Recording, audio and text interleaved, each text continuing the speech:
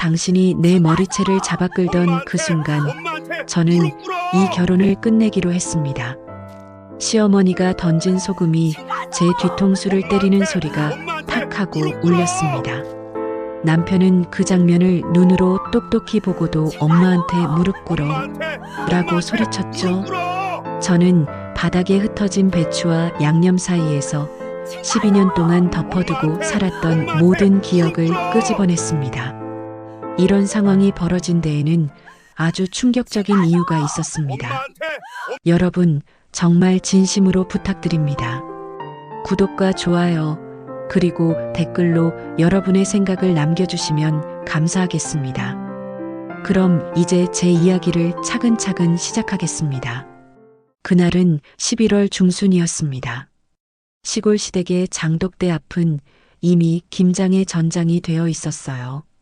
큼직한 항아리들이 줄지어 있고 배추 자르는 음식이 찍찍 울리며 반복되던 곳입니다. 저는 손목까지 불그스름한 고춧가루 물에 잠긴 채로 배추를 절이고 양념을 섞고 버무리는 작업을 거의 혼자 해내고 있었습니다. 햇빛은 이미 서산으로 내려앉고 있었고 날씨는 점점 쌀쌀해지고 있었습니다. 시어머니는 그 옆에서 제 동작 하나하나를 감시하듯 지켜보고 계셨죠. 제가 배추를 무르게 절였다고 생각하시면 이렇게 하면 아삭함이 없어진다고 하시고 양념을 제가 섞으면 며느리가 해야 맛이 난다며 다시 제게 넘기셨습니다. 그 모순 속에서 제 손은 계속 움직여야만 했어요.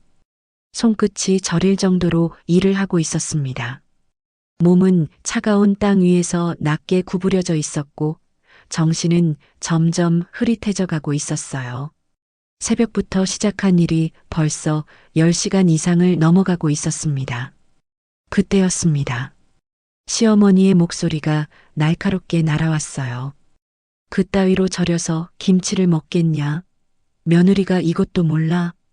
그 말이 끝나기도 전에 배추를 자르는 칼질이 멈추고 채찍처럼 무언가가 스치는 소리가 났습니다.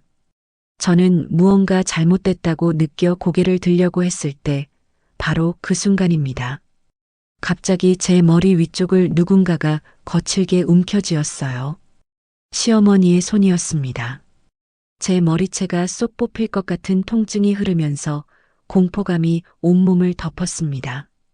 시어머니는 저를 마치 무거운 짐을 끌어내리듯이 앞으로 확 당겨버렸어요. 저는 균형을 잃고 무릎으로 바닥을 찍게 되었습니다. 시멘트 위에 제 무릎이 부딪히는 순간 온몸에 전기가 흐르는 듯한 통증이 느껴졌어요. 고춧가루 냄새가 콧속을 파고들었고 눈물이 자동으로 흘러내렸습니다. 그런 저를 보면서도 남편은 아무것도 아닌 듯 서 있었어요. 제가 길게 묶은 머리를 시어머니가 잡아 끌고 있는데 남편은 시어머니를 말리기는커녕 저에게 외쳤습니다. 지연아, 내가 왜 엄마를 화나게 해? 그 한마디가 모든 것을 깨뜨렸습니다. 12년 동안 제가 참고 참았던 모든 것들이 한순간에 무너져 내렸어요. 제 머리채를 잡고 있는 시어머니의 손, 그 옆에서 아무렇지도 않은 듯 서 있는 남편의 모습, 심지어 그는 저를 도와주지 않았습니다. 이 장면이 바로 제 인생의 마지막 선을 그었습니다. 그 다음 장면은 지금도 생생합니다. 시어머니가 저를 낳고 제 뒤에서 날아오는 무언가가 느껴졌어요. 따스한 입자들이 제 어깨와 뒤통수에 닿았습니다. 소금이었어요. 시어머니가 손에 쥐고 있던 소금을 제 뒤에 내팽개치며 외쳤습니다. 다시는 우리 집 김치에 손대지 마. 그 말과 함께 제 몸은 완전히 얼어붙었습니다. 12년간의 결혼 생활이 정말로 끝났구나 하는 생각이 들었어요. 이제 돌아갈 수 없다는 것을 명확히 깨달은 순간이었습니다. 소금이 흘러내리는 제 등, 뒤통수의 통증, 무릎의 따가움, 모든 것이 이 결혼의 끝을 알리는 신호였습니다.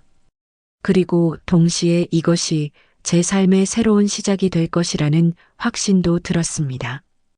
제 무릎이 시멘트에 닿던 그 통증과 함께 12년의 기억들이 한꺼번에 떠올랐습니다. 이것이 처음이 아니었거든요. 오래전부터 시작되었던 슬픈 일이었습니다. 처음 결혼했을 때는 정말 달랐습니다. 저는 시어머니니까 이해해야지 하는 생각으로 결혼 생활을 시작했어요. 모든 신혼부부가 그렇듯이 저도 시어머니를 존경하려고 노력했고 좋은 며느리가 되려고 애썼습니다. 시어머니 집에 가면 손수건을 꺼내 들고 정성스럽게 집안을 치웠어요. 손이 곱기를 바랐습니다. 이 여자가 집을 잘 관리하는 성실한 며느리구나 하는 생각을 들게 하고 싶었습니다. 말도 조심스럽게 했고 웃음도 적절하게 지었습니다. 저는 완벽해지려고 계속 노력했어요. 시어머니를 기쁘게 해드리고 싶었습니다. 그런데 명절이 올 때마다, 김장철이 돌아올 때마다, 심부름 하나하나마다 시어머니의 목소리가 붙어 다녔습니다. 며느리는 이래야 한다. 우리 집 며느리는 이렇게 한다. 이것도 몰라. 그런 말들이 매일 저를 따라다녔습니다. 처음엔 그냥 타박인 줄 알고 넘어갔어요. 하지만 그것은 시작에 불과했습니다. 그 말들이 반복되면서 저는 점점 위축되어 갔어요. 제 목소리가 자꾸만 작아지기 시작했습니다. 저는 점점 더 조심스러워졌어요. 그 말들이 쌓이고 쌓여 제 어깨 위에 산처럼 놓였습니다. 저는 점점 하나의 집안 도구가 되어갔어요. 손발이고 기계였습니다. 의견도 감정도 없는 존재로 취급받기 시작했습니다. 주말에도 마찬가지였고 명절에는 더 심했습니다. 특히 시어머니가 있는 자리에서는 완전히 달랐어요.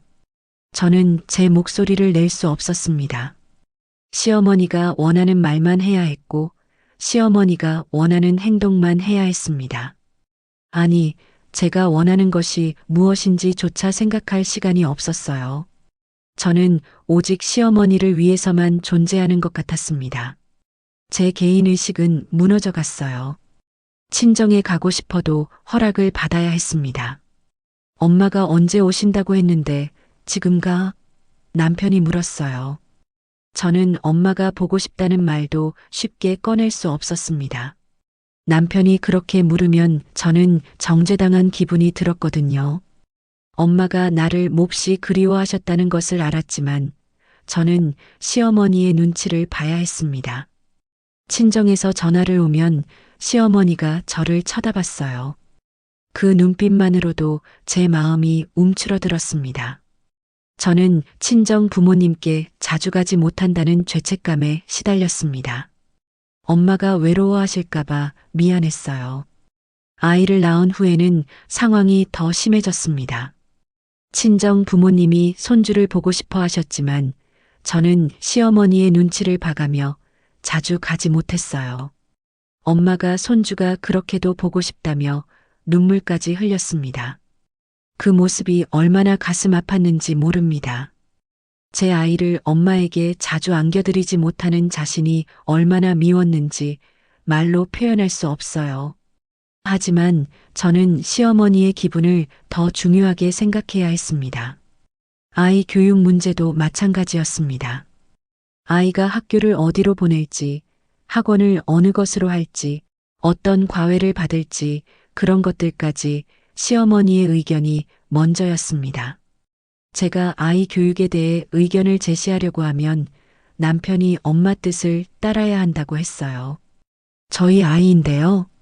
제 의견은 물론이고 남편의 의견보다도 시어머니의 생각이 우선이었죠. 저는 그저 따르기만 했습니다. 아이의 미래도 시어머니가 정했어요.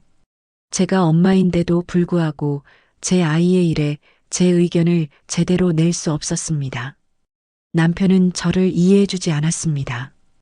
대신 저를 달래곤 했어요. 지연아, 우리 집 분위기 좀 맞춰줄 수 있을까? 엄마가 이렇게 하신 것도 다 너를 위한 거야. 그렇게 말하면서도 실질적인 책임은 피했습니다.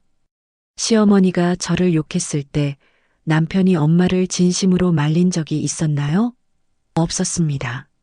저를 보호해 준 적이 있었나요? 한 번도 없었어요. 남편은 그저 양쪽 사이에서 저를 타이르기만 했습니다. 항상 저를 탓했어요. 이건 너 때문이야. 엄마가 화나신 이유가 있어야지.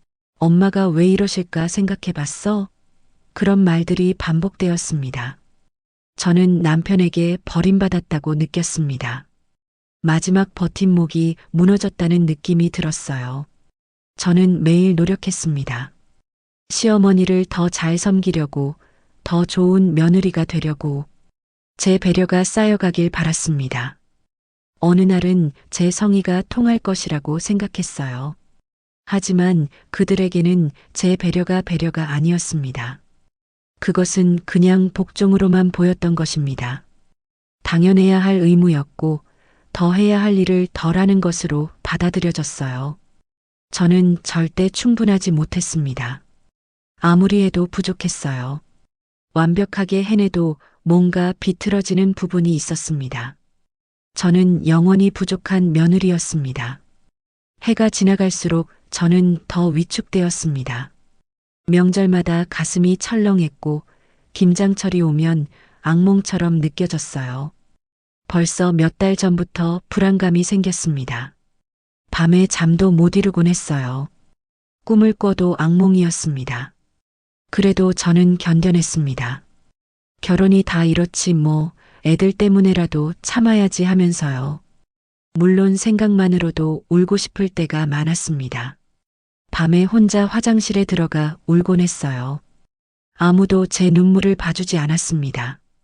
제 눈물은 아무 의미도 없었어요. 시어머니의 태도는 해가 지나갈수록 더 심해졌습니다. 제 친정 부모님을 은근히 무시했고 제가 친정의 말을 들으면 너의 엄마 말만 듣냐고 했습니다. 엄마가 저를 걱정해서 충고를 해주셔도 저는 시어머니 앞에서 친정을 욕해야 했어요. 제가 친정 말을 따르면 시어머니의 기분이 상했거든요. 친구들이 놀러 오겠다고 하면 집에 왜 자꾸 모으냐며 싫은 표정을 지었습니다. 저는 제 모든 관계를 시어머니와 남편의 기분에 맞춰 조절해야 했습니다.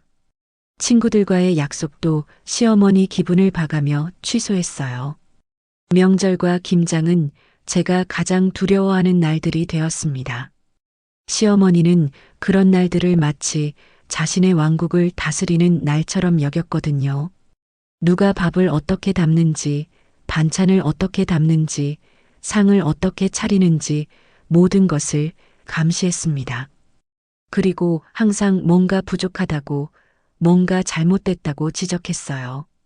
제가 이미 오래전부터 완벽하게 해내고 있었음에도 불구하고요. 완벽함도 모자랐습니다. 그 어떤 것도 시어머니를 만족시키지 못했습니다. 남편도 그런 날들에는 완전히 달라집니다. 평소에는 온화해 보이지만 시어머니 앞에서는 완전히 다른 사람이 되었어요. 제 편을 들어주기는커녕 오히려 시어머니와 함께 죄를 질책했습니다. 마치 저를 훈육해야 한다는 생각으로요. 그런 순간들이 쌓여갈 때마다 제 심장은 더 차가워졌습니다. 저는 혼자라는 생각이 들었어요. 완벽하게 혼자라는 것을, 세상에 제 편이 아무도 없다는 것을. 12년입니다. 그 시간은 너무 길었습니다. 저는 제 자신을 잊었고, 제 의견을 포기했고, 제 감정을 죽였습니다. 웃고 싶어도 웃을 수 없었고, 울고 싶어도 울 수 없었어요. 왜냐하면 제 감정이 누군가에게 폐를 끼칠 수도 있다고 생각했거든요. 그렇게 살다 보니 저는 완전히 사라져버렸습니다. 거울에 비친 제 얼굴도 낯설었어요. 그 얼굴에는 제 웃음이 없었습니다. 제 눈은 죽어 있었습니다. 나는 누구인가? 내가 뭐 하는 사람인가? 그런 질문들이 자꾸 떠올랐어요. 저는 저 자신이 되고 싶었습니다. 제 목숨이 제 것이기를 원했습니다. 매일매일이 지옥이었습니다. 언제 이 고통이 끝날지 몰랐어요. 그런데 이번 김장은 달랐습니다. 이번 김장이 와서는 뭔가가 터질 것 같았어요.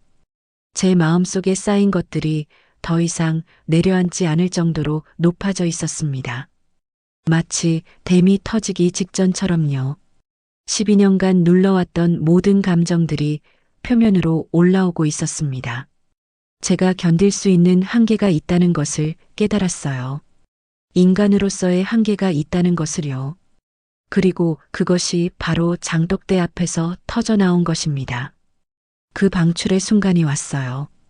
드디어 그 순간이 왔습니다. 나는 더 이상 기다릴 수 없었습니다. 시어머니가 제 머리채를 잡아 끌 때 저는 깨달았습니다.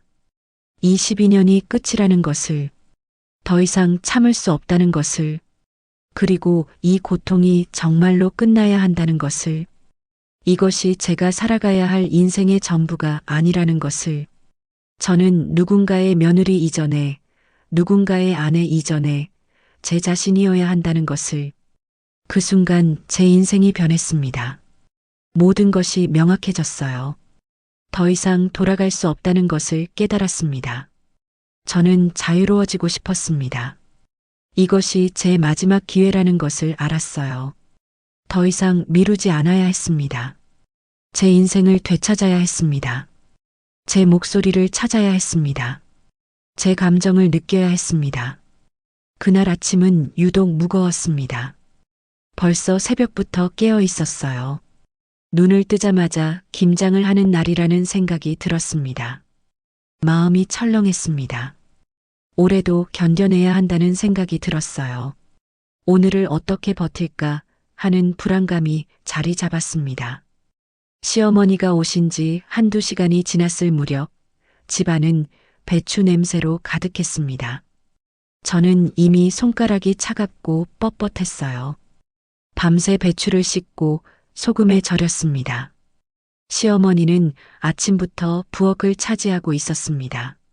제 자리는 점점 줄어들고 있었어요. 여기 좀 물러서 이렇게 하는 게 아니야. 왜 이미 다 절였어? 그 말들이 쏟아졌습니다. 저는 물러섰습니다. 언제나 그렇듯이 말입니다. 저는 제 부엌에서도 주인이 아니었어요. 제 손으로 준비한 것도 제대로 하지 못했습니다. 배추를 손질할 때였습니다. 시어머니가 갑자기 큰 목소리로 외쳤어요. 뭐 하는 거야? 이건 뭐 하는 거야? 저는 깜짝 놀랐습니다. 제 온몸이 경직됐어요. 제 손이 떨렸습니다. 배추 한 포기를 잘못 떼어낸 것이었습니다. 단지 그것뿐이었습니다. 아무것도 아닌 실수였어요. 하지만 시어머니에게는 큰 실수인 것 같았습니다. 며느리가 이 정도도 못하냐고요? 우리 집에서 이렇게 했던 적이 없다고요. 제 엄마는 이렇게 하지 않았다고요. 비교하는 말들이 날카롭게 들려왔습니다. 칼처럼 베이는 말들이었어요. 저는 계속 고개를 숙였습니다. 말을 하지 않았습니다. 말을 할 수 없었거든요. 무엇을 말해도 틀릴 것 같았습니다. 제 입은 닫혀 있었어요. 그 다음엔 소금의 양으로 트집을 잡았습니다. 너무 많이 절였다. 너무 적게 절였다고 번갈아 지적했어요.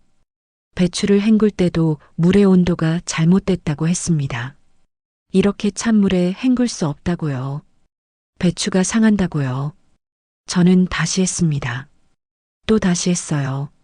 하지만 결코 맞을 수 없었습니다. 너무 따뜻하면 안 되고 너무 차가우면 안 되었어요. 정확한 온도가 무엇인지 말해주지 않았습니다. 단지 지적하기만 했습니다. 배추를 광주리에 담을 때도 마찬가지였습니다. 이렇게 담으면 밑에 있는 건 짓무르진다고요. 다시 펴서 놓아라 하고 지시했어요. 저는 광주리를 다시 들었습니다. 하나하나 다시 펼쳤어요. 손이 떨렸습니다. 힘이 없었습니다. 무릎도 떨리고 있었어요. 제 몸이 제 말을 듣지 않았습니다. 하지만 계속했습니다. 한 번 더 펼쳤고 또 한 번 더 펼쳤습니다. 남편은 거실에 앉아 있었습니다. 신문을 보고 있었어요. 아니, 신문을 보는 척하고 있었습니다. 제 비명이 들렸을 텐데 그는 움직이지 않았습니다. 한 번도 부엌으로 들어오지 않았어요. 저는 혼자였습니다. 완전히 혼자였어요. 세상에 나 혼자 남겨진 기분이었습니다. 고추장을 만드는 차례가 왔습니다. 이건 시어머니가 가장 예민해하는 부분이었어요. 양념의 비율, 맛, 색깔, 모든 것이 중요했습니다. 저는 정성스럽게 했습니다. 손가락으로 맛을 보고 다시 조정했어요. 재료를 조금씩 더했습니다. 고추를 한 줌씩 넣고 고추장을 섞었어요. 마늘을 다지고 소금을 조절했습니다. 하지만 여전히 부족했습니다.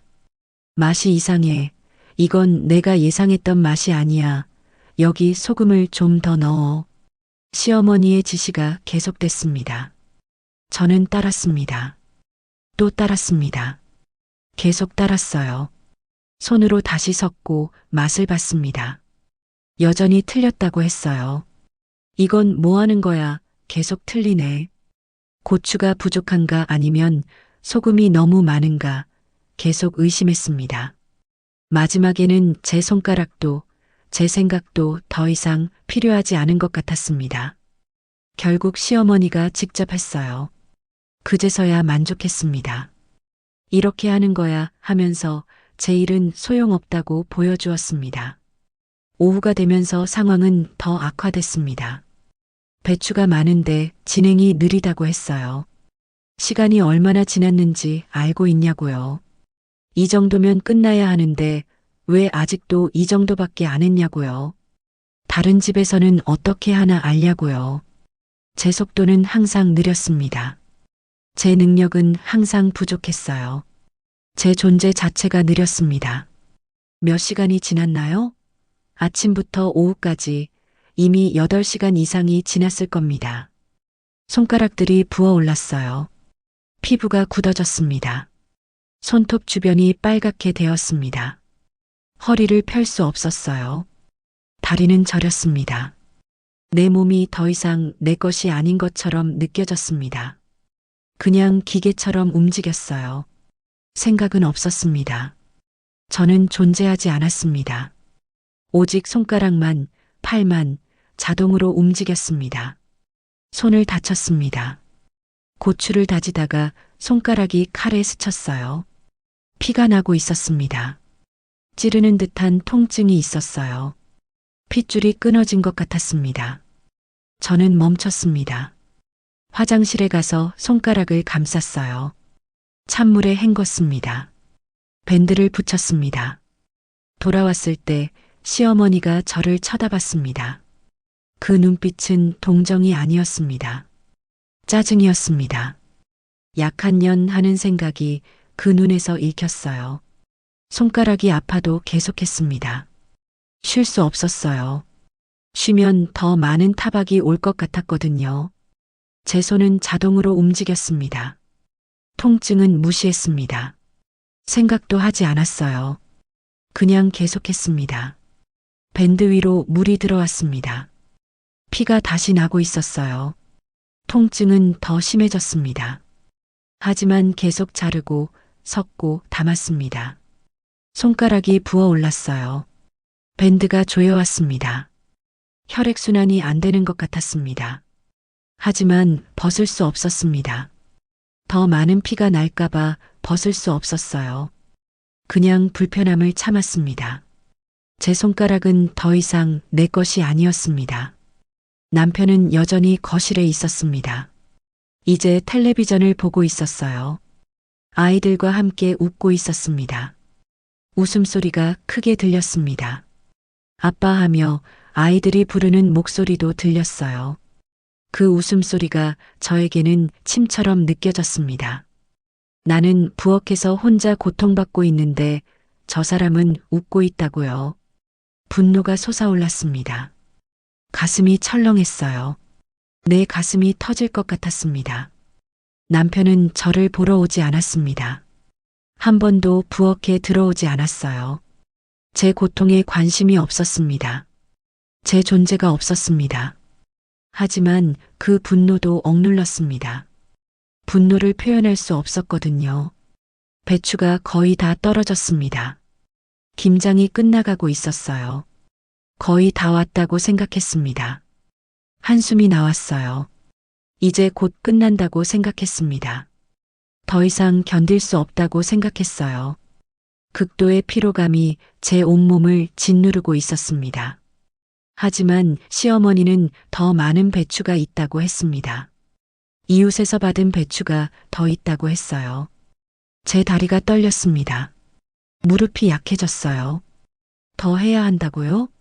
이미 몇 시간을 했는데요. 몇 시간일까요? 아침부터 지금까지 얼마나 시간이 지났을까요? 내 인생의 몇 시간이 여기 사라졌습니다. 하지만 저는 반항하지 않았습니다. 그냥 했어요. 또 했어요. 저녁 시간이 되었습니다. 날은 어두워졌어요. 아직도 끝나지 않았습니다. 제 몸은 피곤했습니다. 손가락은 아팠어요. 허리는 끊어질 것 같았습니다. 눈은 침침했고 정신은 흐릿했습니다. 전신이 아팠어요. 하지만 계속해야 했습니다. 집에 불이 들어왔어요. 밤이 된 것입니다. 제 인생의 하루가 이곳에서 사라지고 있었습니다. 아이들은 밥을 먹었고 남편은 쉬고 있었어요. 저는 여전히 부엌에 있었습니다. 손가락은 움직였습니다. 자동으로 끝없이 움직였습니다. 마지막 배추를 담고 있었습니다. 거의 다 끝났어요. 정말로 거의 다 끝났습니다. 손이 자동으로 움직였어요. 정신은 거의 없었습니다. 배추 한 포기를 집어들고 양념을 펴서 담았습니다. 또 한 포기, 또 한 포기. 반복이었습니다. 세상은 배추뿐이었어요.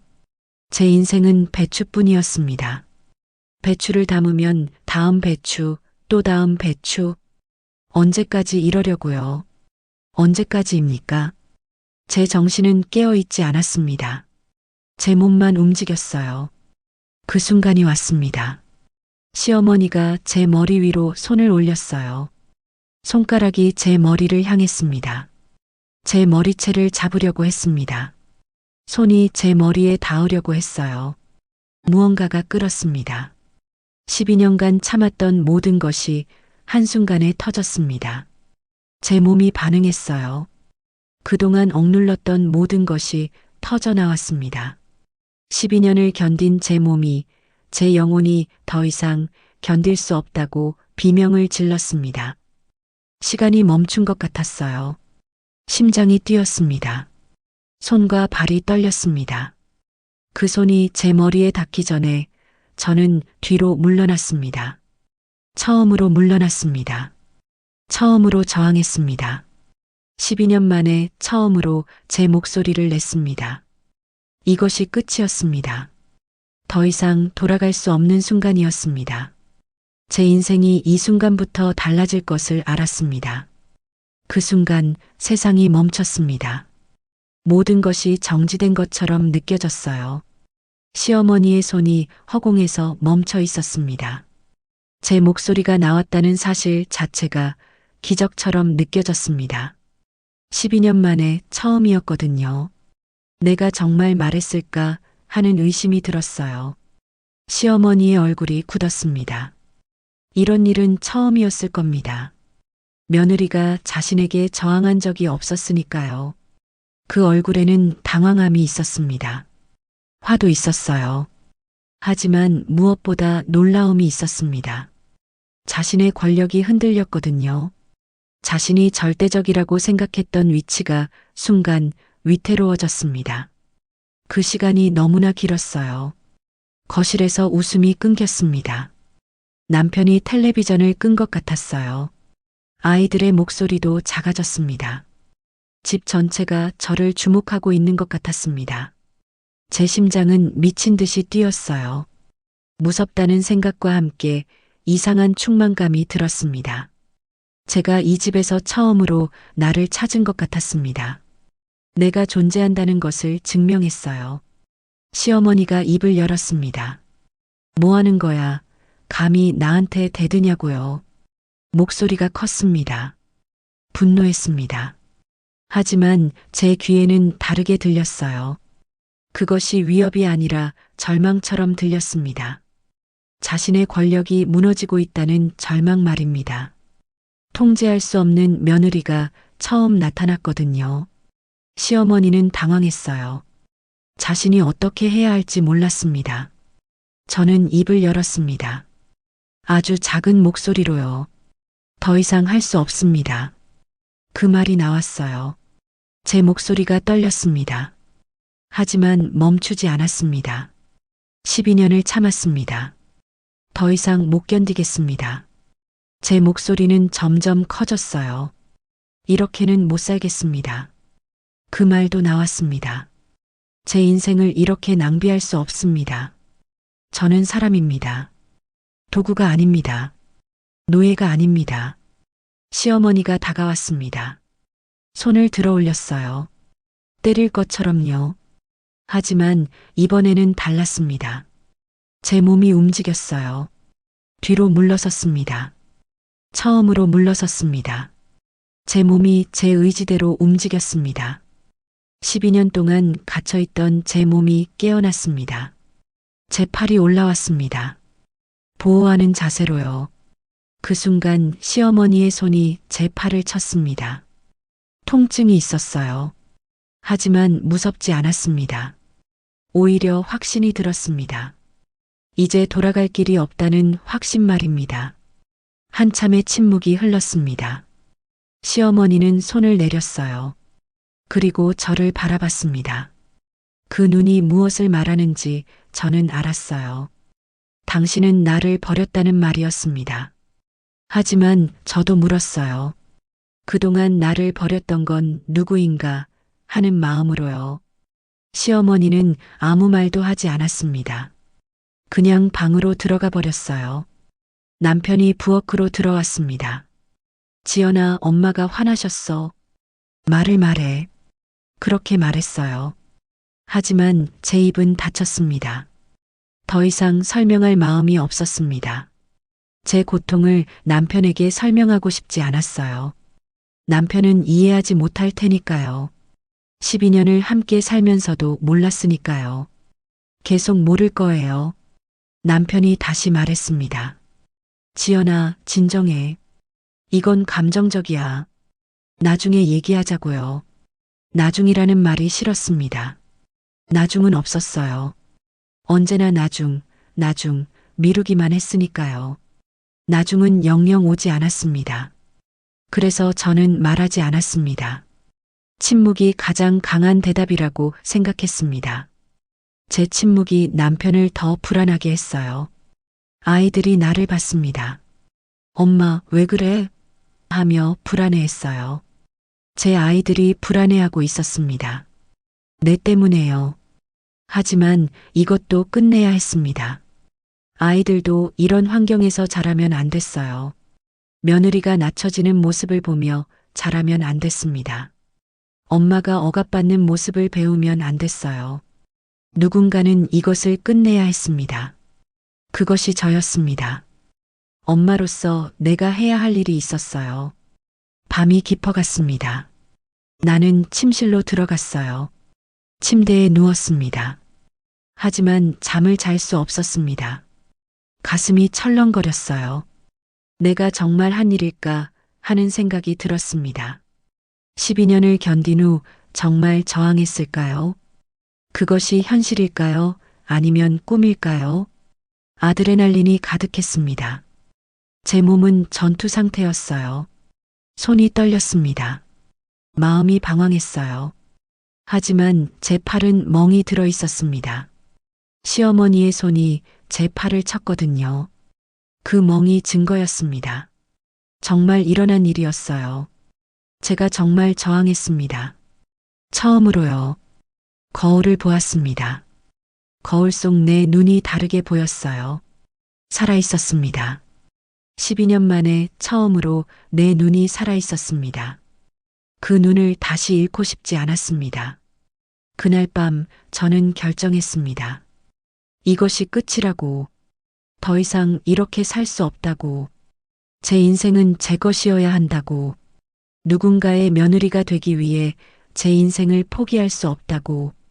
다른 선택은 없었습니다. 돌아갈 수 없었어요. 너무 오래 참았으니까요. 이 순간을 놓치면 영원히 못할 것 같았어요. 다음 날 아침 제 짐을 싸기 시작했습니다. 차분했어요. 아무런 감정 없이 옷을 개어 넣었습니다.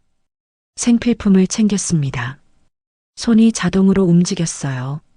마치 이미 정해진 일을 하는 것처럼요. 12년 동안 이 집에 있었던 나의 물건들이 생각보다 적었습니다. 아이들의 물건은 많았지만 내 것은 별로 없었어요. 나는 이 집에서 나로 존재한 적이 없었습니다. 그래서 짐도 적었나요? 남편은 물었어요. 뭐 하는 거야? 저는 대답했습니다. 내가 살 곳을 찾아가야 해. 처음으로 분명하게 말했습니다. 남편은 황당했습니다. 뭔 소리야, 미쳤나? 엄마도 미안해하고 싶어 해. 다시는 안 그럴 거야. 그렇게 말했어요. 하지만 저는 이미 너무 많이 참았습니다. 미안함으로는 부족했어요. 12년의 눈물이 미안함 두 글자로 끝날 리 없었습니다. 친정에 전화했습니다. 엄마 미안해요. 긴 말은 줄게요. 저한테 도와줄 수 있을까요? 엄마는 놀랐지만 바로 응했습니다. 물론이지 얘야. 그 말에 눈물이 났습니다. 12년 만에 처음으로 누군가가 제 편이 되어줬습니다. 엄마의 목소리가 나를 구해줬어요. 지금 나갈래 하고 말했을 때 엄마는 주소를 보내줬습니다. 말없이 빨리 가는 거야 하는 느낌으로요. 그리고 엄마는 덧붙였습니다. 걱정하지 마, 엄마가 있어. 그 한마디가 12년을 견디게 했어요. 제가 출발했습니다. 짐을 들고 집을 나왔어요. 손이 떨렸습니다. 정말 하는 건가 하는 의심도 들었어요. 하지만 돌아갈 수 없었습니다. 남편은 말렸습니다. 지연아, 이건 너무했어. 잠깐 생각 좀 해봐. 차라리 상담을 받아봐. 그렇게 말했어요. 하지만 제 발걸음은 멈추지 않았습니다. 상담으로 나아질 수 없는 12년이 있었거든요. 시어머니는 나를 보지 않았어요. 제 방에 들어가 있었습니다. 그것이 마지막이었습니다. 아무 말도 없이 문을 나서면서 저는 뒤를 돌아봤습니다. 그 집이 더 이상 제 집이 아니라는 것을 깨달았거든요. 12년을 살았던 그곳이 더 이상 내 안식처가 아니었습니다. 하지만 이제는 괜찮았습니다. 무섭지도 않았습니다. 왜냐하면 저는 드디어 자유로웠거든요. 제 발은 제 길을 향해 걸어가고 있었습니다. 처음으로 엄마는 무슨 말도 하지 않았습니다. 내가 도착했을 때 그냥 안아주었어요. 12년 만에 엄마의 품에 안긴 것 같았습니다. 눈물이 났습니다. 모든 눈물이 한 번에 쏟아져 나왔어요. 제 몸이 흔들렸습니다. 엄마는 계속 안고 있었습니다. 말없이 조용히요. 엄마도 울고 있었습니다. 우리는 그렇게 오랜 시간 안아주고 안기고 있었어요. 현관에 선 채로요. 초인종을 누르는 손도 짐을 내려놓는 손도 없었습니다. 그냥 안아주는 것으로 충분했어요. 처음 이틀 동안 저는 침대에만 누워 있었습니다. 몸이 부서진 것 같았어요. 12년 동안 긴장했던 제 몸이 이제야 완전히 이완되었습니다. 통증이 있었습니다. 몸이 아팠어요. 영혼이 아팠습니다. 엄마는 내 옆에 앉아 있었습니다. 밥을 떠먹여 주셨어요. 말씀을 하지 않으셨습니다. 다만 계속 내 손을 잡고 있으셨습니다. 밤에는 제 손을 놓지 않으셨습니다. 엄마는 저를 지켜주고 있었어요. 엄마는 밥을 해주었습니다. 제가 먹을 때까지 기다렸어요. 아무 말도 하지 않았습니다. 단지 저를 보고만 있었습니다. 그 모습만으로도 눈물이 났습니다. 누군가가 나를 보고 있다는 것이, 나를 기다린다는 것이 이렇게 소중할 줄 몰랐어요. 나는 엄마 곁에서 처음으로 숨을 쉴 수 있었습니다. 제 가슴이 활짝 열렸어요. 사흘째 아이들이 왔습니다. 남편이 데려왔어요. 아이들은 나를 봤을 때 울었습니다. 엄마, 미안해. 엄마가 슬퍼? 우리가 잘못했어? 그렇게 물었어요. 제 가슴이 철렁했습니다. 아이들이 내 고통을 감지했습니다. 아이들은 너무 어린데 엄마의 슬픔을 알고 있었어요. 그것이 가장 부러웠습니다. 아이들도 피해자였거든요. 내가 집을 나간 것이 아이들을 상처 입혔습니다. 하지만 그것이 더 나은 미래를 만들 거라고 믿었습니다. 아이들은 언젠가 엄마가 왜 이 선택을 했는지 이해할 날이 올 거예요. 내가 아이들에게 말했습니다. 엄마가 슬픈 게 아니야. 엄마는 지금 매우 중요한 결정을 했어. 엄마가 살 수 있는 길을 찾았어. 우리는 함께 할 거야. 그렇게 말했어요. 아이들은 이해하지 못했을 겁니다. 어린 아이들이 어떻게 이것을 이해할 수 있겠어요. 하지만 저는 더 설명할 수 없었습니다. 아이들도 언젠가 알게 될 거예요. 엄마가 뭘 위해 나왔는지를요. 남편은 내게 말했습니다. 돌아와. 엄마가 많이 후회한대. 엄마가 변할 거야. 다시는 안 그럴 거야. 미안하대. 그렇게 말했어요. 그의 목소리에는 걱정이 있었습니다. 하지만 저는 알고 있었습니다. 시어머니가 변하지 않을 것을. 12년을 봤거든요. 변할 수 없는 것이 무엇인지 알게 되었습니다. 습관은 본성이었어요. 후회는 변화를 만들지 않았습니다. 친구들이 찾아왔습니다. 12년 동안 연락도 잘하지 못했던 친구들이었어요. 우리 집에서 못 본 친구들이었습니다. 시어머니 때문에 못 만났던 사람들이었죠. 남편도 싫어했거든요. 친구들은 내 얼굴을 보더니 울었습니다. 아, 이 정도였어? 정말 많이 힘들었겠다. 왜 우리한테 말을 안 했어? 그렇게 말했어요. 내 얼굴에 12년이 그렇게 드러나 있었나 봅니다. 친구들은 내가 얼마나 지쳐 있었는지를 알아차렸어요. 친구들의 품에서 나는 또 다른 사랑을 느낄 수 있었습니다. 일주일째 저는 거울을 오래 봤습니다. 내 얼굴이 낯설었어요. 주름이 많았습니다. 눈이 죽어있던 얼굴이었습니다. 하지만 지금 이 얼굴에는 뭔가 달라진 게 있었습니다. 살아있다는 표정이었어요. 그리고 그 표정이 날이 갈수록 더 또렷해졌습니다. 거울을 보는 것이 두렵지 않게 되었어요. 거울 속의 나를 마주칠 수 있게 되었습니다. 처음으로 내 얼굴을 내 것이라고 느꼈습니다. 법률 상담을 받기로 결정했습니다. 변호사는 나에게 물었습니다. 정말 이혼하실 거예요? 아이들은? 양육비는? 위자료는? 저는 깊게 숨을 쉬고 대답했습니다. 네, 저는 제 인생을 되찾고 싶습니다. 아이들은 저와 함께 살게 될 겁니다. 모든 것을 감수할 준비가 되어 있습니다. 내 몸이 이룬 이 결정을 포기할 수 없습니다. 그것이 제 인생을 위한 마지막 싸움입니다. 그 한마디가 전부였어요. 변호사는 저를 보고 더 이상 질문하지 않았습니다. 내 눈빛을 봤거든요. 변호사도 알았을 겁니다. 나는 절대 돌아갈 수 없다는 것을요. 남편은 여러 번 전화했습니다. 엄마가 병원에 가셨대. 스트레스로 혈압이 올라갔대. 심장 검사를 받으셨대. 그렇게 말했어요. 죄책감이 밀려왔습니다. 하지만 그것도 제 책임은 아니었습니다.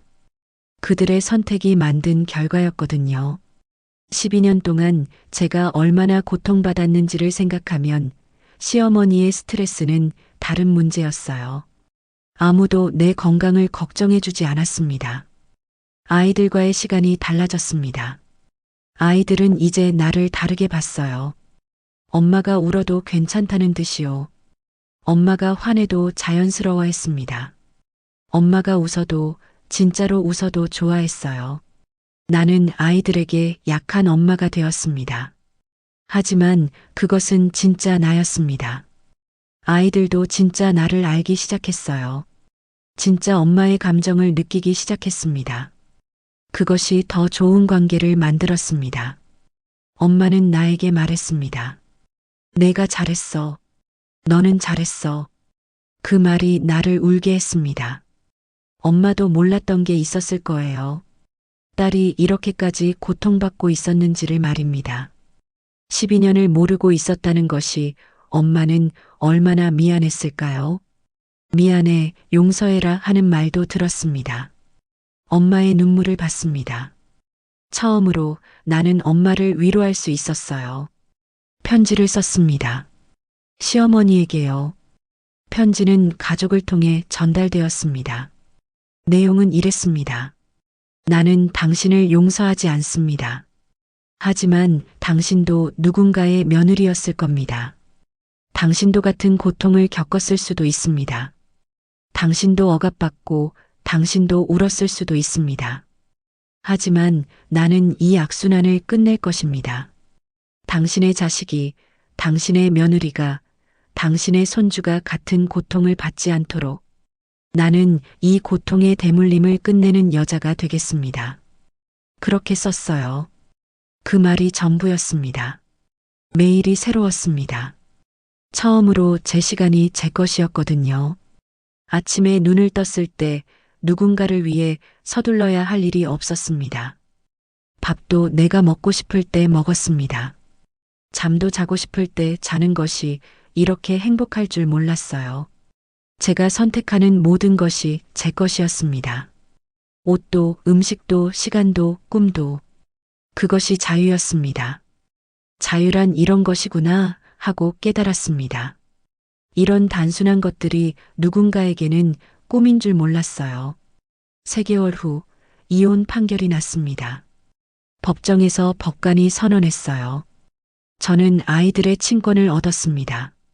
남편은 양육비를 내기로 했어요. 법정에서 내린 판결이었습니다. 드디어 제 인생이 정말로 제 것이 되었습니다. 더 이상 누군가의 며느리가 아니었습니다. 누군가의 아내도 아니었어요.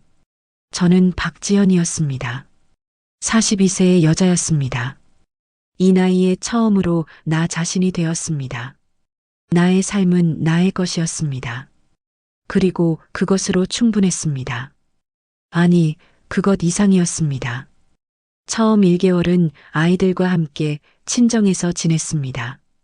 아이들은 할머니를 다시 만났어요. 이전과는 다른 할머니였습니다. 시간을 가질 수 있는 할머니였어요. 학교에 데려다주고 학교에서 데려올 수 있는 할머니였습니다. 숙제를 봐주고 밥을 해주는 할머니였어요. 아이들은 점점 밝아졌습니다. 웃음이 많아졌고 학교 가는 것도 좋아했습니다. 처음으로 아이들은 엄마를 걱정하지 않게 되었어요. 일을 찾기 시작했습니다. 12년을 쉬었던 나는 두려웠어요. 이력서를 쓸 때 손이 떨렸습니다. 무엇을 써야 할까 하는 불안감이 있었거든요. 아이들을 봤습니다. 아이들이 밥을 먹어야 했어요. 학용품을 사줘야 했습니다. 학비도 내야 했어요. 그때 손이 굳어졌던 것들이 풀렸습니다. 나는 해야 했습니다. 아이들을 키우기 위해서였습니다. 혼자의 힘으로 생존해야 했어요. 인터뷰를 받습니다. 떨렸습니다. 이 이력서, 22년의 공백이 어떻게 보일까 했어요. 하지만 나는 이미 가장 어려운 싸움을 했습니다. 이것쯤은 할 수 있었어요. 면접관을 받습니다. 그 사람은 내가 언제 일해야 했는지, 그 12년이 무엇이었는지를 알지 못했습니다. 하지만 내 눈을 봤어요. 거기에는 두려움이 없었습니다. 절망도 없었어요. 결연함이 있었습니다. 첫 번째 회사는 떨어졌어요. 두 번째도 떨어졌습니다. 하지만 나는 멈추지 않았습니다.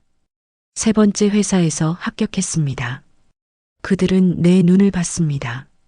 내 강함을 봤어요. 전력을 다하겠다는 것을 봤습니다. 일을 하기 시작했습니다. 아침에 일어나서 아이들을 학교에 보내고 일을 하고 아이들을 데려와서 밥을 해주고 숙제를 봐주는 그 반복이 행복했습니다. 이것이 정상이라고 느껴졌어요. 이것이 내가 원하던 삶이었습니다. 내 시간표가 내 것이었어요. 내 급여가 내 것이었습니다. 내 결정이 내 것이었어요. 누가 지적할 사람이 없었거든요. 이렇게 단순한 것이 행복이라니요. 남편이 전화했습니다.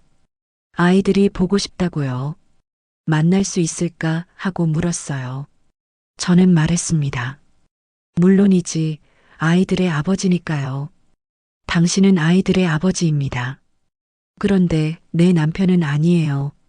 하지만 나는 만나지 않았습니다.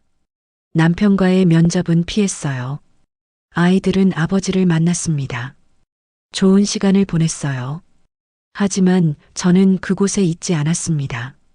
그것으로 충분했어요. 아이들도 이해했습니다.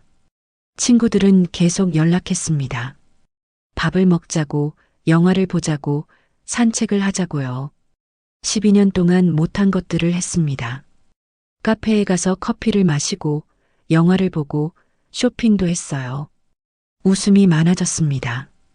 제 얼굴이 거울에서 웃는 모습을 봤습니다. 12년 만에 제가 진심으로 웃고 있었습니다. 친구들도 놀랐어요. 우리 지연이가 이렇게 웃어본 적이 없었다고요. 웃음도 생생했습니다.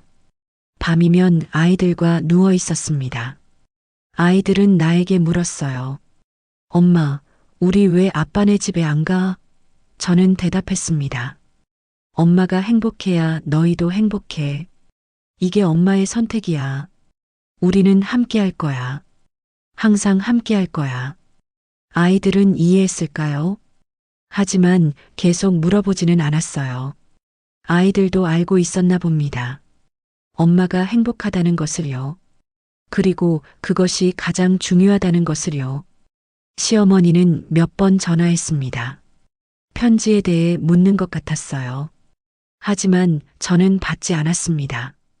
받을 필요가 없었거든요. 그것은 과거였습니다. 나는 과거를 바꿀 수 없습니다. 하지만 미래는 바꿀 수 있었어요. 앞을 보기로 결심했습니다. 친정에 머물면서 나는 내 부모님을 다시 알게 되었습니다. 엄마는 나를 보고만 있어도 행복해 했어요. 하루에도 여러 번 제 얼굴을 확인했습니다. 밥을 먹을 때도 제 얼굴을 봤어요. 아빠는 아이들을 안아주셨습니다. 새벽에 일어나 신문을 볼 때도 아이들이 깬다 싶으면 얼른 일어나셨어요. 일어나서 안고 흔들어 주셨습니다. 내가 바라던 가족이 여기 있었습니다. 처음부터 여기 있었습니다. 6개월 후 우리는 작은 집을 얻었습니다. 친정 근처에 작은 보증금 전세였어요. 나는 이 집의 주인이었습니다. 이 공간은 내 것이었어요. 계약서에 제 이름이 있었습니다. 아이들을 데려와서 방을 보여줬습니다. 이게 우리 집이야. 우리 가족의 집이야. 하고 말했어요. 이제부터는 너희가 아무것도 두려워할 필요 없어. 우리는 여기서 우리 방식대로 살 거야. 짐을 정리했습니다. 전 남편 집에서 가져온 물건들과 친정에서 새로 사온 물건들이 섞여 있었어요. 예전의 나를 나타내는 것들과 지금의 나를 나타내는 것들이 함께였습니다. 그것도 좋았어요. 나는 과거를 부정하지 않았습니다. 다만 그것을 놓아주었어요. 12년은 내 것이었습니다. 그것이 나를 만들었어요. 하지만 지금은 다릅니다. 직장에서 승진 제의가 들어왔습니다. 놀랐어요. 3년 만에요. 하지만 받아들였습니다. 12년을 잃었지만 이제부터가 내 시간이었거든요. 제 능력을 믿기로 했습니다. 나는 버려진 것이 아니었습니다. 나는 다시 시작하는 것이었어요. 이제 3년이 지났습니다. 나는 팀장이 되었어요. 직장의 사람들은 나를 알지 못합니다. 나의 과거를 모릅니다. 그들은 다만 내가 일하는 모습을 봅니다. 열심히 정성스럽게 일하는 모습을요. 그것으로 충분합니다. 때로 회의할 때 누군가 나에게 의견을 묻습니다. 나는 답합니다. 결단력 있게요. 나는 더 이상 주눅 들어있지 않습니다. 아이들이 학교에서 상을 받았습니다. 아이들이 행복해 보였어요. 밝아졌어요. 학교 상담 선생님이 저에게 전화를 걸었습니다. 아이들이 정말 많이 밝아졌어요. 처음에는 불안해하는 모습이 보였는데 지금은 완전히 달라졌어요. 정말 변했어요. 무엇이 바뀌었나요? 저는 대답했습니다. 엄마가 행복해졌어요. 그것뿐입니다. 엄마의 행복이 아이들을 구했어요. 그것이 가장 큰 사랑이었습니다. 선생님도 말씀하셨어요. 그렇군요. 정말 그렇네요. 1년 후 저는 변했습니다. 아니, 회복했습니다. 제 모습을 찾았어요. 거울을 봤을 때 그곳에는 강한 여자가 있었습니다. 그리고 따뜻한 여자였습니다. 두 가지를 모두 가질 수 있다는 것을 알았습니다. 강함은 약함을 부정하는 게 아니었어요. 약함을 아는 강함이었습니다. 그것이 진정한 강함이었어요. 나는 이제 내 자신을 사랑합니다. 이 이야기를 나누는 이유는 누군가에게 용기를 주기 위함입니다. 만약 당신이 나처럼 고통받고 있다면 알아주세요. 당신은 혼자가 아닙니다. 전국 어디선가 누군가는 당신처럼 고통받고 있습니다. 그리고 탈출할 수 있습니다. 분명히 할 수 있습니다. 12년이 걸렸지만 저는 탈출했습니다. 당신도 할 수 있습니다. 오늘이 아니면 내일이고 내일이 아니면 모레입니다. 시간은 당신을 기다려주지 않습니다. 하지만 반드시 올 것입니다. 그 순간이요. 당신이 일어나는 그 순간이요. 당신이 더 이상 할 수 없다고 말하는 그 순간이요. 그 순간이 오면 가세요. 담대하게 가세요. 당신의 인생은 당신의 것입니다. 누구의 것도 아닌 오직 당신의 것입니다. 그것을 기억해 주세요. 항상 영원히요. 지금 저는 42세에서 46세가 되었습니다. 4년이 흘렀어요. 시간이 정말 빠릅니다. 가장 힘들던 12년은 너무 길었는데 행복한 4년은 너무 빨리 지나가네요. 아이들도 자랐습니다. 학교를 잘 다니고 친구들도 많습니다. 밥을 잘 먹고 잠도 잘 자요. 악몽도 없어졌습니다. 아이들은 엄마를 걱정하지 않아도 된다는 것을 깨달았어요. 아이들은 이제 자신의 인생을 살아갑니다. 그것이 가장 기쁩니다. 거울을 보면 여전히 주름이 있습니다. 12년의 세월이 제 얼굴에 남아 있습니다. 하지만 저는 더 이상 그것을 감추려고 하지 않습니다. 이것은 제 역사입니다. 제 강함의 증거입니다. 어떤 날은 화장도 하지 않고 나갑니다. 괜찮습니다. 저는 누군가를 위해 존재하는 것이 아니니까요. 저는 회사에서 팀장입니다. 부하 직원들도 있어요. 저는 그들에게 어떤 지도자가 될까를 항상 생각합니다. 강하지만 따뜻한 사람이 되려고 합니다. 약한 사람의 마음을 아는 리더가 되려고 합니다. 누군가의 눈빛에서 도움을 청하는 신호를 보면 나는 멈춘다. 나는 물었다. 괜찮으세요? 제가 도와드릴 수 있는 게 있을까요? 때로는 그들에게 내 이야기를 해줍니다. 모든 것을 말하지는 않지만 공감을 나눕니다. 12년을 견딘 사람이 말하는 강함은 다릅니다. 그들은 그것을 느껴요. 그렇게 조금씩 다른 세상을 만들고 있습니다.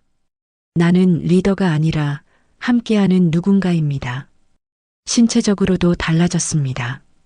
건강검진을 정기적으로 받아요. 운동도 시작했습니다. 요가도 하고 산책도 합니다. 내 몸을 돌보는 것이 이제 당연해졌습니다. 12년 동안 내 몸을 방치했던 것들을 이제는 회복하고 있습니다. 손가락의 흉터도 옅어졌어요. 피부도 살아났습니다. 내가 나를 돌본다는 것이 이렇게 중요하다는 것을 알았습니다. 남편과는 이혼한 지 3년이 지났습니다. 더 이상 남편이라고 부르지 않습니다. 그냥 아이들의 아버지라고 부릅니다. 그것으로 충분합니다. 감정의 거리가 생겼습니다. 그것도 괜찮습니다. 마주치면 인사는 합니다.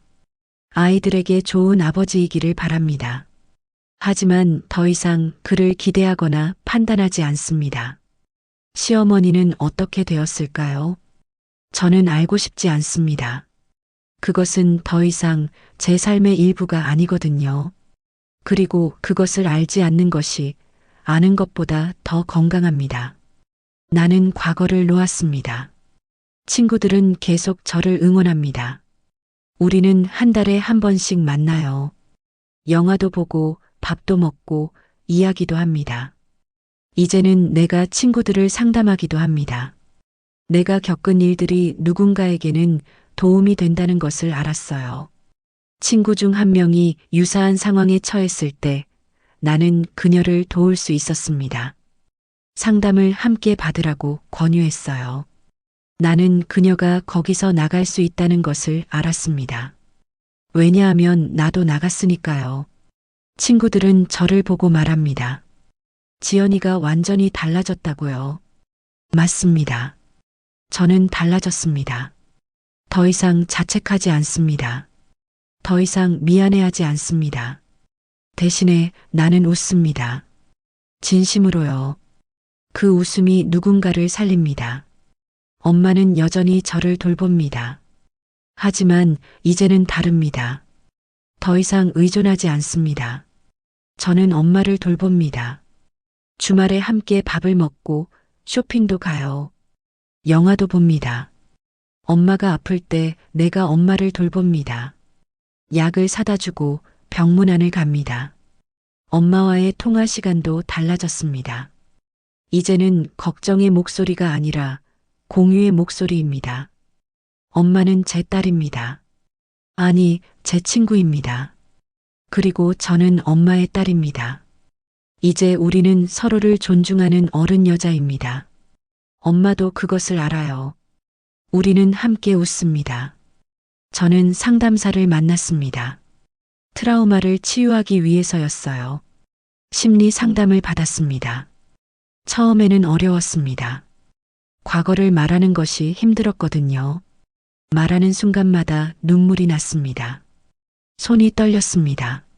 하지만 상담사는 그 눈물을 받아줬습니다. 판단하지 않았습니다. 그냥 들어줬습니다.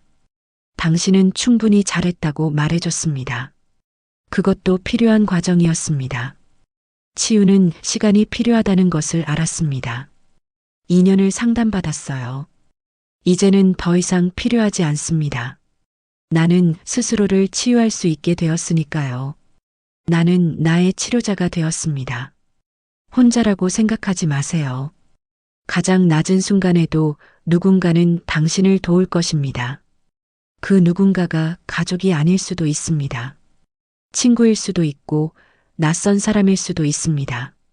전문가일 수도 있어요. 모를 수도 있지만 분명히 있습니다. 저를 처음 도와준 사람은 친정 엄마였습니다. 하지만 그 다음은 친구들이었어요. 상담사도 있었고 법률 전문가도 있었습니다. 그리고 나는 지금 누군가를 도울 수 있는 위치에 있습니다. 이것이 순환이에요. 지금 고통받고 있는 모든 분들께 말하고 싶습니다. 당신은 나쁜 선택을 한 것이 아닙니다. 당신은 그 상황에서 최선을 다한 것입니다. 그것으로 충분합니다. 자신을 용서하세요. 당신이 한 모든 선택을 용서하세요. 그것은 약함이 아니라 생존이었습니다.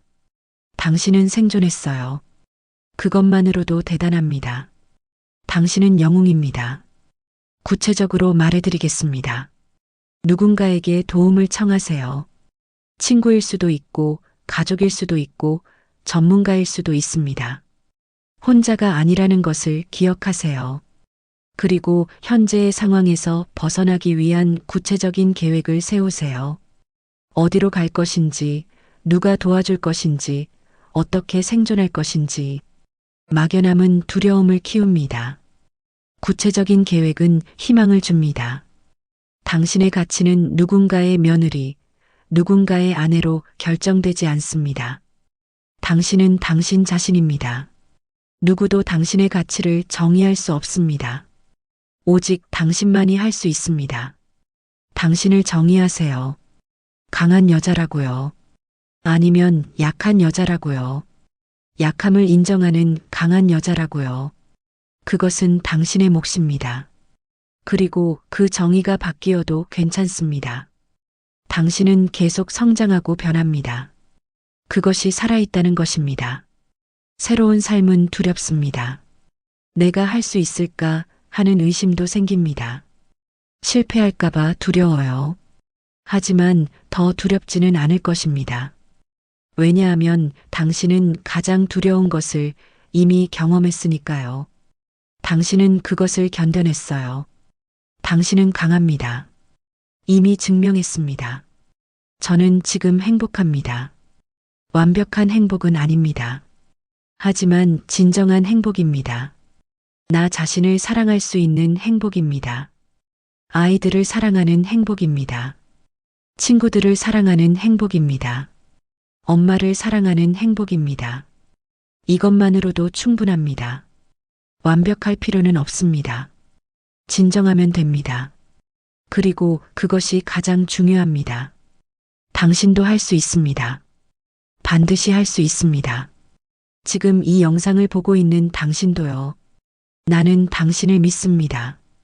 당신이 당신을 믿을 때까지 내가 당신을 믿어드리겠습니다. 당신의 인생은 당신의 것입니다. 누구의 것도 아닌 오직 당신의 것입니다. 이것이 가장 중요한 진실입니다. 당신은 강합니다. 당신은 할 수 있습니다. 당신은 반드시 행복해질 것입니다. 나처럼요. 지금 이 순간에도 누군가는 고통받고 있습니다. 그 고통이 끝날 수 있다는 것을 제가 증명했습니다. 아주 충격적인 이유가 있었어요. 제가 포기하지 않았기 때문입니다. 단 하나의 이유. 그것뿐입니다. 포기하지 않으면 끝이 오는 것입니다. 반드시요. 저는 더 이상 자책하지 않습니다. 더 이상 미안해하지 않습니다. 더 이상 죄책감을 가지지 않습니다. 왜냐하면 저는 생존했기 때문입니다. 12년 동안 견뎌냈기 때문입니다. 당신도 할 수 있습니다. 이것이 제가 이 이야기를 나누는 이유입니다. 당신을 믿기 위해서입니다. 이 이야기를 마치기 전에 몇 가지를 더 말하고 싶습니다. 경험에서 나온 구체적인 조언들입니다. 첫째, 당신의 느낌을 믿으세요. 당신의 몸이 보내는 신호를 무시하지 마세요. 불안감, 두려움, 답답함, 그것들은 당신을 보호하기 위한 신호입니다. 그 신호를 들으세요. 당신의 직관을 믿으세요. 그것이 당신을 지킬 것입니다. 내 직관이 나를 구했습니다. 둘째, 혼자가 되는 것을 두려워하지 마세요. 혼자인 것과 외로운 것은 다릅니다. 나는 혼자 살면서 가장 외로웠던 시간도 있었고 가장 행복했던 시간도 있었습니다. 중요한 것은 누구와 있는가가 아니라 내가 어떻게 느끼는가입니다. 당신이 평온하면 그것으로 충분합니다. 당신과 함께하는 시간이 소중합니다. 셋째, 법률 전문가를 찾으세요. 당신의 권리를 지킬 수 있는 전문가입니다. 많은 사람이 이것을 무시합니다. 하지만 당신의 인생을 지키는 가장 현실적인 방법입니다. 무료 법률 상담소가 있습니다. 검색해 보세요. 당신은 혼자가 아니고 당신의 상황을 설명할 전문가가 있습니다. 그들을 찾으세요. 그것이 당신의 권리입니다. 넷째, 정신 건강을 무시하지 마세요. 상담, 치료, 약물, 이것들은 부끄러운 것이 아닙니다. 나는 2년간 상담을 받았습니다. 그것이 나를 살렸습니다. 내가 혼자가 아니라는 것을 알려줬어요. 당신도 그럴 자격이 있습니다. 전문가의 도움을 청하는 것은 약함이 아니라 지혜입니다. 자신을 위해 투자하세요. 다섯째, 당신을 지켜줄 사람들을 찾으세요. 가족이 아니어도 괜찮습니다. 친구일 수도 있고 전문가일 수도 있습니다. 종교 공동체일 수도 있고 자조 모임일 수도 있습니다. 온라인 커뮤니티일 수도 있어요. 당신을 믿어주는 사람들이 분명히 있습니다. 그들을 찾으세요. 그리고 찾으면 그들을 소중히 여기세요. 여섯째, 자기 돌봄을 당연하게 여기세요. 밥을 먹고 자고 씻고 운동하고 웃으세요. 이것들이 치유입니다. 나는 이 기본적인 것들이 가장 중요하다는 것을 배웠습니다. 구체적으로 당신이 할 수 있는 것들을 말씀드립니다. 긴급 상황이면 경찰에 신고하세요. 1112 또는 112입니다. 피해 상담이 필요하면 여성 피해 상담 전화 1366을 찾아보세요. 무료입니다. 법률 자문이 필요하면 지역 법률 상담소를 찾으세요. 대부분 무료로 상담해 줍니다. 정신건강 관련 상담이 필요하면 정신건강복지센터를 찾으세요. 이것도 무료입니다. 혼자가 아니라는 것을 기억하세요. 당신을 도울 수 있는 사람과 기관이 있습니다. 김장을 할 때마다 생각나는 것들이 있습니다. 그 냄새를 맡으면 과거도 함께 떠오릅니다. 하지만 이제는 다릅니다. 나는 그 냄새 속에서 새로운 기억을 만들고 있습니다. 아이들과 함께, 친구들과 함께 말이에요. 지난해에는 아이들이 김장을 도왔습니다. 웃으면서요. 그것이 치유입니다. 트라우마를 없애는 것이 아니라 새로운 기억으로 덮는 것입니다. 시간이 모든 것을 해결하지는 못하지만 새로운 경험이 과거를 옅게 만듭니다. 처음에는 그 냄새만 맡아도 발작이 났습니다. 손이 떨렸어요. 하지만 지금은 다릅니다. 나는 그 냄새를 내 것으로 만들고 싶습니다. 나는 그 트라우마를 극복하고 싶습니다. 그래서 나는 계속 김장을 합니다. 그것이 나의 방식입니다. 회사에서 후배가 저에게 물었습니다. 팀장님, 어떻게 그렇게 강하세요? 저는 대답했습니다. 약해야 했기 때문입니다. 약함을 알아야 강해질 수 있습니다. 나는 약함을 알았습니다. 그래서 나는 강해졌습니다. 그리고 그것은 당신도 마찬가지입니다. 당신의 약함이 당신의 강함을 만듭니다. 그것을 부끄러워하지 마세요. 사실 저는 아직도 힘들 때가 있습니다. 특정한 날씨가 오면 불안해집니다. 특정한 말을 들으면 심장이 철렁합니다. 특정한 사람의 목소리를 들으면 과거로 돌아갑니다. 하지만 이제는 그것들을 감수합니다. 그것이 내가 살아온 증거니까요. 완치되지 않은 상처도 괜찮습니다. 그것들을 없애려고 하지 않습니다. 그저 함께 살아갑니다. 그것이 성숙입니다. 당신도 완벽할 필요가 없습니다. 제 인생에서 배운 가장 큰 교훈은 이것입니다. 당신은 당신의 인생의 주인공이라는 것입니다. 누구도 당신의 인생을 살 수 없습니다. 누구도 당신을 위해 결정을 내려줄 수 없습니다. 오직 당신만이 할 수 있습니다. 그것은 책임이자 자유입니다. 그것을 받아들이세요. 당신의 선택이 중요합니다. 지금 고통받고 있는 모든 분들께 말하고 싶습니다. 당신은 절대 혼자가 아닙니다. 이 세상 어딘가에 당신처럼 고통받다가 일어난 사람이 있습니다. 그것이 저입니다. 그리고 나도 당신을 모르지만 나는 당신을 응원합니다. 당신도 할 수 있습니다. 반드시 할 수 있습니다. 나는 당신을 믿습니다. 지금 당신이 당신을 믿지 못해도 내가 당신을 믿겠습니다. 가장 중요한 것은 첫 발을 떼는 것입니다. 그것이 가장 어렵습니다. 발을 떼지 못해 힘들어하는 분들을 봅니다. 당신도 그럴 수 있습니다. 그것은 약함이 아니라 당연합니다. 하지만 그 다음부터는 조금씩 쉬워집니다. 세 번째, 네 번째 발은 처음보다 훨씬 가볍습니다. 발을 떼세요. 지금 당장이 아니어도 괜찮습니다. 하지만 반드시 하세요. 당신은 기다려줄 만한 가치가 있습니다. 당신의 삶을 살 자격이 있습니다. 당신의 인생은 누구의 소유도 아닙니다. 오직 당신의 것입니다. 당신이 원하는 대로 살 권리가 있습니다. 행복할 권리가 있습니다. 사랑받을 권리가 있습니다. 그것을 잊지 마세요. 항상, 영원히요. 이것은 진실입니다. 저는 지금 행복합니다. 완벽하지는 않습니다. 하지만 진정합니다. 내가 만든 행복입니다. 내가 선택한 삶입니다. 내가 지켜낸 자유입니다. 당신도 만들 수 있습니다. 당신도 선택할 수 있습니다. 당신도 지켜낼 수 있습니다. 이것이 마지막 메시지입니다. 이제 이 이야기는 여기서 끝입니다. 하지만 당신의 이야기는 지금부터 시작됩니다. 당신의 새로운 장이 펼쳐질 것입니다. 이 영상을 보면서 느낀 점을 댓글로 나눠주세요. 당신이 혼자가 아니라는 것을 알려주세요. 누군가는 당신의 댓글로 용기를 낼 것입니다.